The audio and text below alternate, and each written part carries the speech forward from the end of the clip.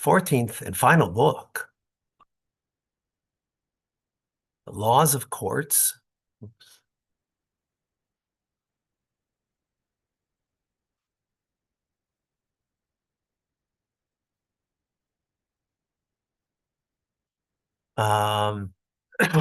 Excuse me.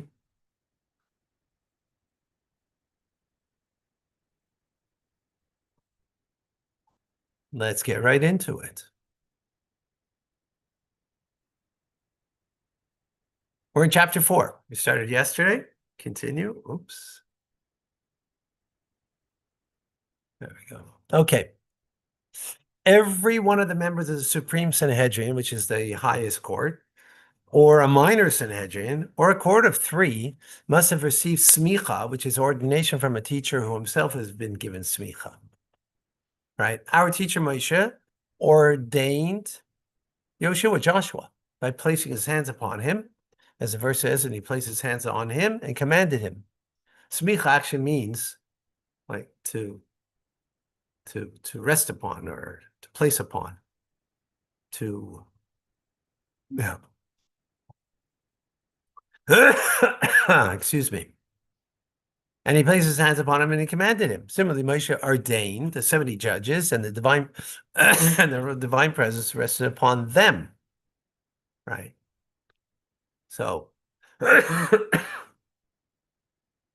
those elders ordained others, and others still others in later generations. So we got the process there, right? This tradition continued until Talmudic era, meaning till about 1,500 years ago. Probably a little more. When the sages had received ordination, one from the other, and in a change extended back to the court of Joshua and to the court of Moses. That's pretty powerful, right? A person who is ordained by the Nasi and one ordained by another ordained judge have the same status, even if the ordained judge never served in the Sanhedrin, in the high court, in other words. It's okay. How is the practice of smicha practiced for all time? So that's until we said until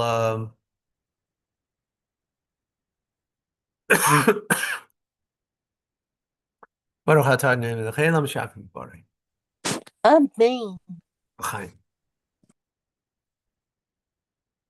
So the person conveying ordination does not rest his hands on elder's head. Instead, he is addressed by the title Rabbi, Rebbe, and he's told, you are ordained and you have the authority to render judgment, even in cases involving financial penalties. Okay, so we don't place the hands now. That's what Moses did. I think he's the only one who ever did it, actually.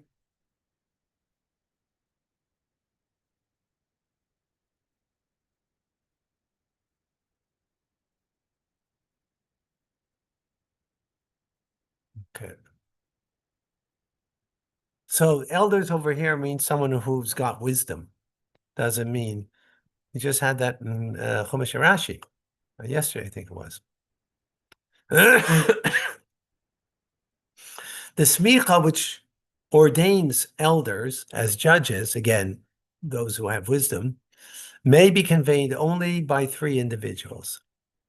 One of the 3 must have received smicha from others, as explained.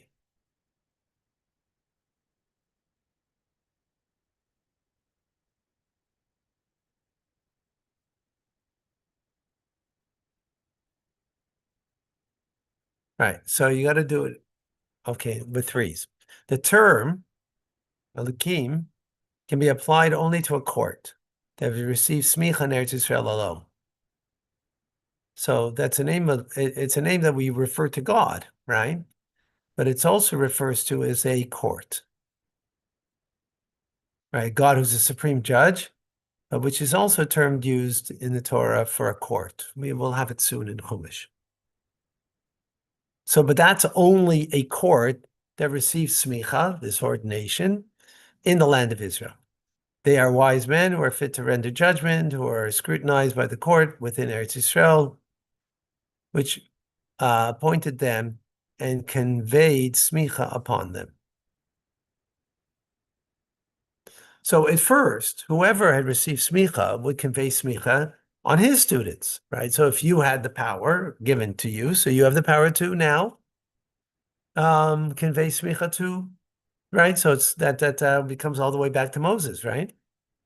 Afterwards is the expression of honor to the house of Hillel, the elder. Hillel lived, he passed away in the year 8 of the Common Era. So, primarily it was before the Common Era, so we're over 2,000 years ago. So as an expression of honor to the house of Hillel, the elder, the sages ordained that smicha would not be conveyed by anyone unless license had been granted by the Nasi. So now you needed the leader of and the head of the Sanhedrin to give that power. They also ordained that the Nasi should not convey smicha unless he is accompanied by the Av Beis Din, which is the second in head, and that the Av Beis Din should not convey smicha unless he was accompanied by the Nasi. So the two had to be there. And the other elders could convey smicha themselves after receiving license from the Nasi, provided they were accompanied by 2 others. For smicha cannot be conveyed by fewer than 3 judges.